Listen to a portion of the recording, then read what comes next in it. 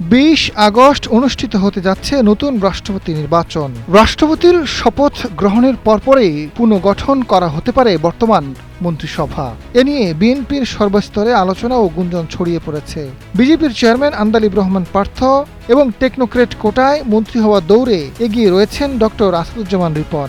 সংসদ উপনেতার পদ কে পাচ্ছেন সেটি নিয়েও চলছে আলোচনা। দলের নির্ভরযোগ্য সূত্র বলছে, বেশ কয়েকজন মন্ত্রী একাধিক মন্ত্রণালয় সামলাতে হিমশিম খাচ্ছেন। এক্ষেত্রে মন্ত্রিসভা পুনর্গঠন হতে পারে। আন্দালিব রহমান পার্থ, আসাদুজ্জামান রিপন ছাড়াও মন্ত্রিসভায় জায়গা পেতে পারেন সাবেক স্বরাষ্ট্র প্রতিমন্ত্রী লুৎফুজ্জামান বাবর, বিএনপি নেতা শামসুজ্জামান দুদু, মোয়াজ্জেম হোসেন আলাল ও হাবিবুন্নবী খান সোহেল।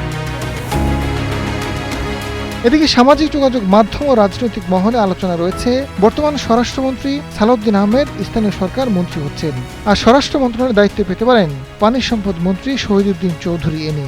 তবে পানি সম্পদ মন্ত্রী জানান, মন্ত্রিসভার রদবদল এবং তাকে নিয়ে সামাজিক যোগাযোগ মাধ্যম সহ বেশ কিছু গণমাধ্যমে যে খবর ছড়ানো হয়েছে তাতে তিনি বিব্রত। এদিকে জাতীয় সংসদের সরকারি দলের উপনেতা পদটি নিয়ে এখন পর্যন্ত সিদ্ধান্ত নেয়নি বিএনপি।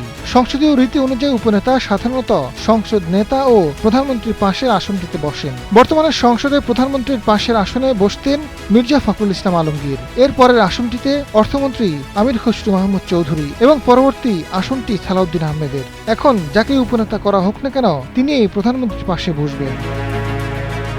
সংসদ উপনেতা পদে বিএনপির স্থায়ী কমিটির প্রবীণ সদস্য ডক্টর খন্দকার মোশাররফ হোসেন বিবেচিত ছিলেন, তবে তিনি শারীরিকভাবে কিছুটা অসুস্থ। এখন কাকে উপনেতা করা হবে সেই বিষয়টি নিশ্চিত নয়। আজাদ ফারুক, সময়ের আলো।